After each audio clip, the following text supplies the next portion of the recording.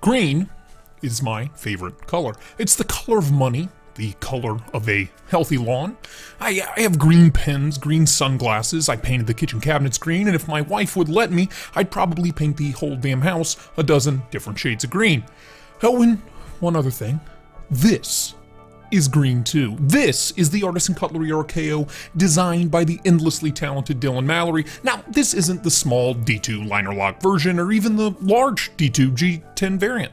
This is the Big Daddy, top of the line, full-size titanium Framelock flipper with the carbon fiber inlays, and to this legally blind Midwesterner, I think it looks absolutely freaking phenomenal. Green is it's a tough color to pull off well when you're anodizing titanium, but good lord did Artisan do a dynamite job on the color, and the carbon inlays sit just perfectly flush. Amazing fit and finish on this thing. Now, like I said before, this is the Big Daddy, the big cheese, the big pimpin' full-size titanium Framelock variant with the carbon fiber inlays, but anyone that is familiar with the way Artisan Cutlery operates and or does business, this particular model is just one variant in a seemingly endless sea of options. A seemingly endless sea of shapes, sizes, and materials. There's the cheap options with the D2 blades rocking either brass, copper, or G10 scales. All options available on both the small and large size. Then there is a non-locking double detent version in the same options as I just previously mentioned. Then stepping up from there, you've got M390 in titanium, or M390 in full carbon fiber, or Damascus with wood scales. The point is, if you can imagine a variant, it most likely exists already. That is how Artisan Cutlery does business. But this particular layout is one I've always wanted. Since the Archaeo was released, the shade of green is, well, pardon the pun, but it's cash money, and the carbon fiber on display is really nice looking, really well finished. The pivot is the usual affair from Artisan, that machined pattern on the show side, and on the lock bar side, we've got a T8 screw holding the blade in place. The pocket clip is this semi-obnoxiously thin and slender little milled titanium job. It's not a super deep carry, but it does its job well enough. And if I'm being honest, I'm almost constantly afraid of sitting on it in just the right way when it's in my pocket and snapping that fucker clean off. The profile of this thing is sleek and slender and clean as a whistle, clean lines, and overall a very aggressive design, open door closed. But opening this thing up, we're met with this immensely aggressive and angry looking pseudo-warning style blade done up in that nice satin finished M390. And it's a stabby piece of steel, and one that will no doubt frighten anyone around you that isn't as cultured or as classy as you are. There's that big flipper tab and some sizable deployment slots that we will discuss later on. The backspacer will also be familiar to any Artisan fans out there. Titanium with the words Artisan Cutlery laser etched in block lettering. And again, as is becoming a common theme with higher end Artisan knives, there's these subtle and very nice looking milling lines left behind to add a little extra something something to the looks. Overall, the looks here and the aesthetics, they do it for me in so many ways. I've just always loved the way this thing looks, and in person and in hand, all that just confirms what I've believed for so long. It's a stunner aesthetically, no doubt about it. Now then, moving away from the looks, let's discuss the ergos. In hand, this green monster here, well, if I'm being honest, it's okay at best. The handle is pretty thin, even for these tiny little mitts of mine. It's not uncomfortable by any means, just leans towards the thin side of things.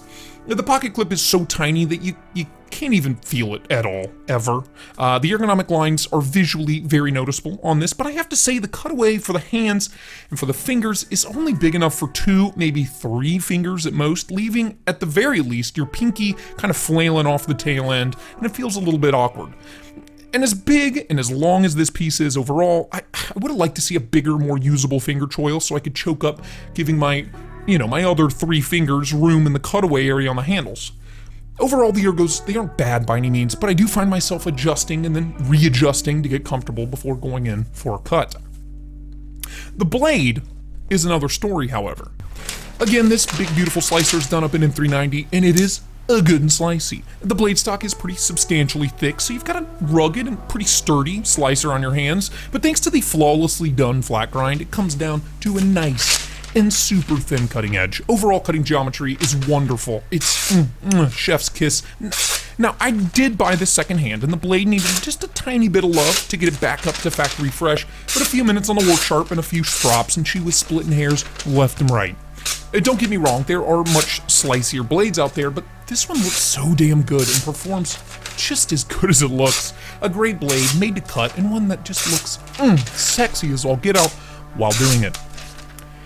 Last but not least, the action. Now, I have handled quite a few Artisans in my time. From the bottom of the barrel budget offerings all the way up to the top tier, top shelf $200+ knives, and Artisan always seems to nail the action. They may not always get the detent just right, but the action overall is good, has always been good. And well, this is no exception. We are running on buttery smooth cage bearings, and they are mesmerizing. The detent is pretty well dialed for the flipping action. You can fail it, but give it the beans and that big slab of M390 shoots through space and fucking time until it locks open with the satisfying kerchunk out of the lock bar. Now, the deployment slots are unfortunately a different story. It seems they dialed the detent in so well for the flipper, the slots have almost become decorative at best. You can't reliably open it with a thumb flick, but the reverse flick or spidey flick it's been a struggle for me. And if you're left-handed, forget about it. The knife is so thin that you will almost always end up landing on the lock bar and adding too much pressure to get it open. But I can forget and forgive these indiscretions, because on the close, oh, this thing is, I can't believe it's not butter smooth. That blade is very long and good and heavy, and those bearings wheel that thing home with little or no outside help. It's been a highly addicting action for me over the past month or so, and one that I really don't see getting old anytime soon. So where does all of this leave me with the Artisan Cutlery large Archaeo titanium Framelock flipper with the carbon fiber inlays? Well, first off, let's discuss the price. At most retailers for this variant, in green or otherwise, you can expect to pay around $250 American. And I am absolutely okay with that price, based solely on the high quality materials and the sheer amount of those materials used to produce this piece. You know, it makes the price make sense. And we're getting a really beautifully designed piece produced to exacting precision by good old Artisan Cutlery, and a big, gnarly pseudo-Warney and M390 that was made to cut, and an action that is just grade A in my book. Overall, it's a really impressive piece. It's not a new piece by any means, but it's remained in Artisan's catalog for a good reason. It's as good as I wanted it to be, and although it has a few minor issues, all of them together do not add up to a reason for me to get rid of this one anytime soon. So until next time, thank you for watching. Bye-bye now.